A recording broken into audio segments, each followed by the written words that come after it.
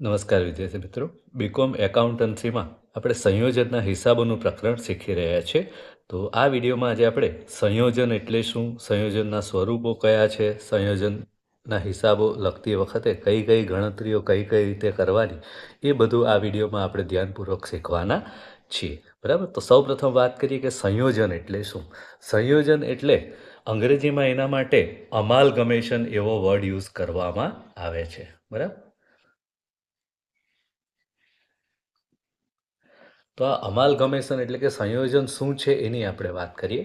તો સંયોજન એટલે વિદ્યાર્થી મિત્રો, બે કંપનીઓ ભેગી થાય અને એક નવી કંપની બનાવે એને સામાન્ય રીતે સંયોજન કહેવામાં આવતું હોય છે. દાખલા તરીકે એક કંપની છે એ અને બીજી કંપની છે બી. બરાબર. આ બંને કંપનીઓ પહેલેથી ચાલુ જ છે. હવે એ કંપની અને બી કંપની બંને ભેગી થઈને ધંધો કરવાનું વિચારે તો એ અને બી બંને કંપની જોડાઈ જાય અને એક નવી કંપનીનું સર્જન થાય છે, સી કંપની. બરાબર. તો આ રીતે જે કરવામાં આવે છે એને સંયોજન કહેવામાં આવે છે. ટૂંકમાં બે કંપનીઓ જોડાઈ જાય અને એક નવી કંપનીનું સર્જન થાય છે, એ સંયોજન છે. બરાબર. એ જ રીતે માની લો કે રાધા લિમિટેડ નામની એક કંપની છે અને બીજી એક કંપની છે કૃષ્ણ લિમિટેડ. બરાબર. આ બંને કંપનીઓ જોડાઈ જાય. બરાબર. અને સંયુક્ત રીતે ધંધો કરવાનું નક્કી કરે તો નવી કંપનીને નામ આપી દેવામાં આવે રાધાકૃષ્ણ લિમિટેડ. બરાબર. તો આ રીતે સંયોજન કરવામાં આવે છે એમ કહી શકાય. હવે સંયોજન જે છે એના સ્વરૂપો મુખ્ય બે સ્વરૂપના છે. એક ખરીદી સ્વરૂપનું સંયોજન અને એક વિલીનીકરણ સ્વરૂપનું સંયોજન. બરાબર. ખરીદી સ્વરૂપનું સંયોજનમાં નવી કંપની જે છે તે જૂની બંને કંપનીઓ જે છે એનો ધંધો ખરીદી લે છે. બરાબર. એટલે અહીંયા સી કંપની એ કંપની અને બી કંપનીનો ધંધો ખરીદી લે છે. એ જ રીતે રાધાકૃષ્ણ લિમિટેડ નામની જે નવી કંપની છે, રાધા લિમિટેડ અને કૃષ્ણ લિમિટેડ નામની બંને કંપનીઓનો ધંધો ખરીદી લે છે. બરાબર. તો એ થયું આપણું ખરીદી સ્વરૂપનું સંયોજન. અને બીજું છે વિલીનીકરણ સ્વરૂપનું સંયોજન. એની અંદર એક કંપની બીજી કંપનીમાં વિલીનીકરણ થઈ જાય છે. બરાબર. હવે આ બંને સ્વરૂપોમાં કઈ રીતે ગણતરીઓ કરવાની, હિસાબી નોંધો કઈ રીતે છે એની આપણે વિગતવાર વાત કરીએ. તો સૌ પ્રથમ આપણે વાત કરીએ ખરીદી સ્વરૂપના સંયોજનની. તો તમે સ્ક્રીન ઉપર જોઈ શકો છો વિદ્યાર્થી મિત્રો, ખરીદી સ્વરૂપનું જે સંયોજન છે એમાં શું કરવાનું, તો સૌ પ્રથમ ખરીદ કિંમતની ગણતરી કરવી. ખરીદ કિંમત કઈ રીતે ગણાશે, તો ધંધાની ખરીદી પેટે કેટલી રકમના ઇક્વિટી શેર અને પ્રેફરન્સ શેર આપવામાં આવ્યા પ્રીમિયમ સહિત. જો પ્રીમિયમ સહિત આપ્યા હોય તો, મૂળ કિંમતે આપી હોય તો મૂળ કિંમત જ લેવાની, પ્રીમિયમ સહિત આપી હોય તો પ્રીમિયમ સહિત શું લેવાનું છે, ઇક્વિટી શેર અને પ્રેફરન્સ શેર. તો એની રકમ. બરાબર. એ બંનેનો સરવાળો કરવાથી શું મળશે આપણને, ખરીદ કિંમત મળી જશે. તો આ રીતે સૌ પ્રથમ આપણે ખરીદ કિંમત ગણવાની છે બંને કંપનીઓને. બરાબર. બીજો મુદ્દો, નવા ડિબેન્ચરની રકમ શોધવી. જૂની બંને કંપનીઓ પાસે ડિબેન્ચર હશે. બરાબર. હવે નવી કંપની જે છે જૂની કંપનીઓનો ધંધો ખરીદી લે એટલે બદલામાં નવી કંપની પોતાના ડિબેન્ચર જૂની કંપનીને આપતી હોય છે. બરાબર. તો અહીં શું થશે, ધંધો ખરીદનાર કંપની ધંધો વેચનાર કંપનીને પોતાના ડિબેન્ચર આપતી હોય છે. આ નવા ડિબેન્ચરોની રકમ શોધવી. બરાબર. નવા કેટલા રૂપિયાના ડિબેન્ચરો આપવામાં આવે એની રકમ પણ શોધવી જરૂરી બને છે. ત્યારબાદ નંબર 3, ત્રીજા સ્ટેપમાં આપણે ચોખ્ખી મિલકતોની ગણતરી કરીશું. ચોખ્ખી મિલકત એટલે શું, ધંધો વેચનાર કંપનીની કુલ મિલકતોમાંથી કુલ દેવા બાદ કરવા. બરાબર.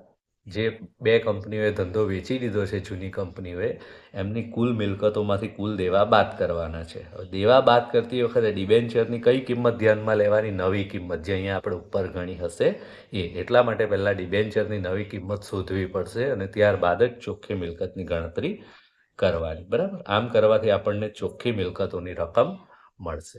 બરાબર. ત્યારબાદ ચોથો સ્ટેપ, ધંધો ખરીદનાર કંપનીનું પાકું સરવૈયું બનાવવું. જે કંપનીએ ધંધો ખરીદી લીધો છે એનું પાકું સરવૈયું બનાવવું. પાકું સરવૈયું કઈ રીતે બનાવવાનું, શું ધ્યાન રાખવાનું, તો એની પણ આપણે વાત કરીએ. તો અહીં જોઈ લો. સૌ પ્રથમ ધંધો વેચનાર કંપનીનું સામાન્ય અનામત અને નફા નુકસાન ખાતું પાકા સરવૈયામાં દર્શાવવું નહીં. કેમ? કારણ કે જૂની કંપનીઓએ ધંધો વેચી દીધો છે અને એ જૂની કંપનીઓનો ભેગો થયેલો નફો નવી કંપની લેતી નથી. એટલે સામાન્ય અનામત અને નફા નુકસાન ખાતું જે જૂની કંપનીનું છે નવી કંપનીના પાકા શ્રેયમાં દર્શાવવાનું નથી.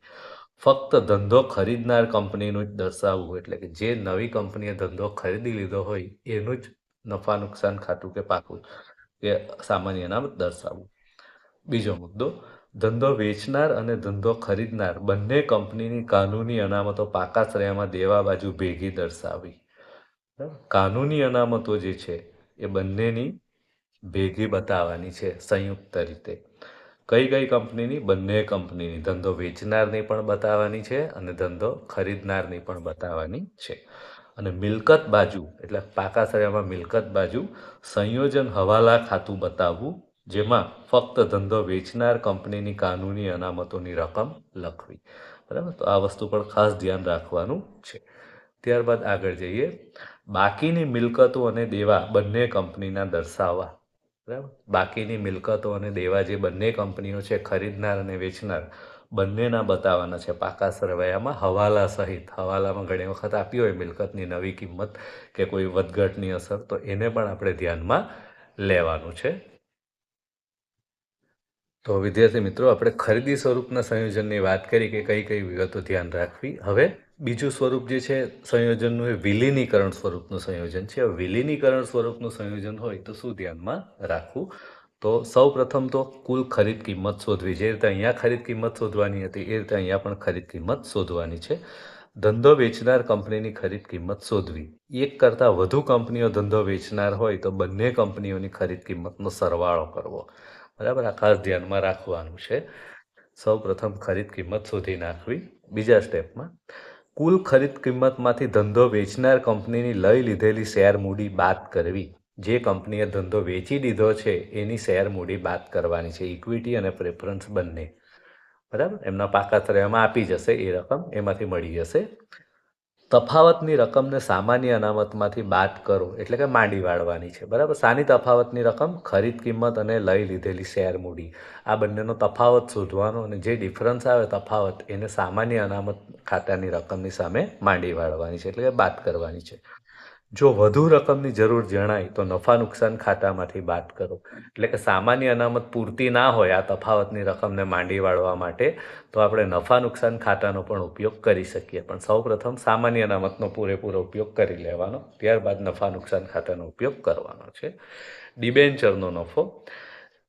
ડિબેન્ચરનો નફો એટલે શું? તો ડિબેન્ચરની જૂની કિંમત માઇનસ નવી કિંમત.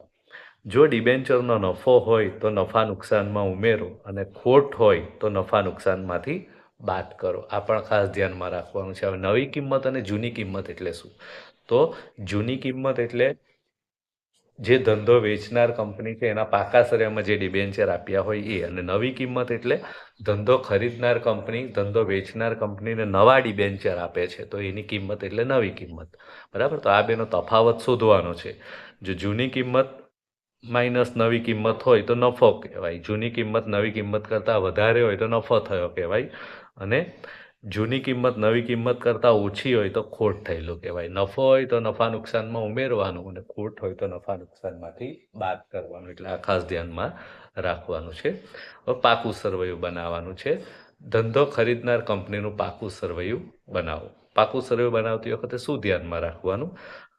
ધંધો વેચનાર અને ધંધો ખરીદનાર બંને કંપનીનું સામાન્ય અનામત અને નફા નુકસાન ખાતાની રકમ પાકા સરવૈયામાં દર્શાવવી. જો અહીંયા આના કરતાં અલગ આવ્યું. અહીંયા શું હતું? ખરીદી સ્વરૂપના સંયોજનમાં જૂની કંપની જે છે ધંધો વેચનાર એનું સામાન્ય અનામત અને નફા નુકસાન ખાતું નવા પાકા શ્રેયમાં દર્શાવવું નહીં એવું હતું. જ્યારે અહીંયા ચોખ્ખું લખેલું છે કે બંને કંપનીનું બતાવવાનું છે, ધંધો વેચનારનું પણ ધંધો ખરીદનારનું પણ. બરાબર, ધંધો વેચનાર અને ધંધો ખરીદનાર બંને કંપનીની કાનૂની અનામતો પાકા શ્રેયમાં દેવા બાજુ ભેગી દર્શાવી. કાનૂની અનામતો બંને કંપનીની ભેગી બતાવવાની છે, તો અહીંયા પણ હતી જ. બરાબર, એ જ રીતે બાકીની મિલકતો અને દેવા બંને કંપનીના દર્શાવવા હવાલા સહિત. બરાબર, બાકી જેટલી પણ મિલકતો અને દેવા છે તે બતાવી દેવા. તો આટલી વસ્તુ ધ્યાનમાં રાખવી. હવે વાત કરીએ આમ નોંધોની, કે કઈ રીતની આમ નોંધો લખવાની. તો સંયોજનના હિસાબોમાં જે આમનોંધો લખવાની હોય છે, મુખ્ય આમનોંધો આ રીતે છે. એક છે ધંધો ખરીદનાર કંપનીના ચોપડે, એટલે કે જે કંપનીએ ધંધો લઈ લીધો છે, ખરીદી લીધો છે, એના ચોપડામાં શું આમનોંધ લખવાની? તો મુખ્ય 3 આમનોંધો હોય છે. સૌ પ્રથમ મિલકતો અને દેવા લઈ લેવામાં આવે, એટલે કે ધંધો ખરીદી લેવામાં આવે ત્યારની આમનોંધ. તો શું થશે? લઈ લીધેલી પરચુરણ મિલકતો ખાતે ઉધાર. કારણ કે જેટલી પણ મિલકતો ધંધામાં આવે તો ઉધાર જ કરવાની હોય, આવે તો ઉધારના નિયમ પ્રમાણે, એટલે પરચુરણ મિલકતો ખાતે ઉધાર. બરાબર? ધંધો ખરીદનાર કંપની જેટલી પણ મિલકતો લઈ લે બધી ઉધાર કરવાની. તે લઈ લીધેલ પરચુરણ દેવા ખાતે, જેટલા દેવા લીધા હોય ધંધો વેચનાર કંપનીના, એ જમા કરવાના છે. તે ધંધો વેચનારના લિક્વિડેટર ખાતે ખરીદ કિંમત, ધંધો વેચનારને ખરીદ કિંમત જે આપવાની છે એ લિક્વિડેટરના ખાતે જમા કરવાની છે. એટલે સૌ પ્રથમ પહેલી આમનોંધ આ થશે, મિલકતો અને દેવા લઈને ધંધો ખરીદી લેવામાં આવે. બીજા મુદ્દામાં ધંધો વેચનારને ખરીદ કિંમત ચૂકવવાની એની આમનોંધની વાત કરીએ. તો જ્યારે ખરીદ કિંમત ચૂકવવાની આવે તો અહીંયા આપણે જોયું કે લિક્વિડેટરનું ખાતું આપણે શું કર્યું? જમા કર્યું ખરીદ કિંમતથી. તો અહીંયા એ જ આમનોંધ ઉલટાવવાની છે, એટલે ધંધો વેચનારના લિક્વિડેટર ખાતે ઉધાર ખરીદ કિંમત. બરાબર? ખરીદ કિંમતની રકમ લખવાની. ખરીદ કિંમતના બદલામાં શું આપવામાં આવે છે? ધંધો વેચનાર ધંધો ખરીદનારને ખરીદ કિંમત કઈ રીતે ચૂકવે છે? શેર, પ્રીમિયમ, રોકડ, શું શું આપે છે બધું અહીંયા જમા થશે. કારણ કે જાય તો જમા એ નિયમ પ્રમાણે. તો તે ઇક્વિટી કે પ્રેફરન્સ શેર મૂડી ખાતે, તે જામીનગીરી પ્રીમિયમ ખાતે, જો આ શેર પ્રીમિયમથી આપ્યા હોય તો પ્રીમિયમ પણ જમા કરીશું. તે રોકડ કે બેંક ખાતે, જેટલા રૂપિયા રોકડા ચૂકવ્યા હોય એ અહીં લખીશું. બરાબર? ધંધો વેચનારને ખરીદ કિંમત ચૂકવી તેના, આ બીજી આમનોંધ થઈ. ત્રીજી આમનોંધ, જો કોઈ નવા શેર બહાર પાડ્યા હોય તો એની પણ આમનોંધ લખવી પડશે. ઘણી વખત પ્રશ્નમાં આપ્યું હોય, કોઈ વાર ના પણ આપ્યું હોય. તેમજ કોઈ ખર્ચ ચૂકવ્યો હોય તો તેની પણ આમનોંધ લખવી. બરાબર? તો આ રીતે ધંધો ખરીદનાર કંપનીના ચોપડામાં આવી બધી આમનોંધો લખવાની હોય છે. ધંધો વેચનાર કંપનીના ચોપડામાં ખાતા તૈયાર કરવા કયા હોય છે? તો ધંધો વેચનાર કંપની જે છે એ કયા કયા ખાતાઓ તૈયાર કરશે એની આપણે વાત કરીએ. તો ધંધો વેચનાર કંપનીના ચોપડામાં મુખ્યત્વે માલ મિલકત નિકાલ ખાતું, ઇક્વિટી શેર હોલ્ડરોનું ખાતું, પ્રેફરન્સ શેર હોલ્ડરોનું ખાતું, તેમજ અન્ય ખાતા તૈયાર કરો. બરાબર? જે ખાતા જરૂરી હોય એ બધા ખાતાઓ તૈયાર કરવા. તો આ રીતે સંયોજનના હિસાબોમાં ખરીદી સ્વરૂપનું સંયોજન હોય, વિલીનીકરણ સ્વરૂપનું સંયોજન હોય તો આ પ્રમાણે ગણતરી કરવી, અને ત્યારબાદ જો આમનોંધ લખવા કહી હોય કે ખાતા બનાવવા કયા હોય તો આ રીતે આપણે પ્રશ્નમાં જે સૂચના આપી હોય એ પ્રમાણે આમનોંધ લખીને ખાતા પણ બનાવવા પડશે.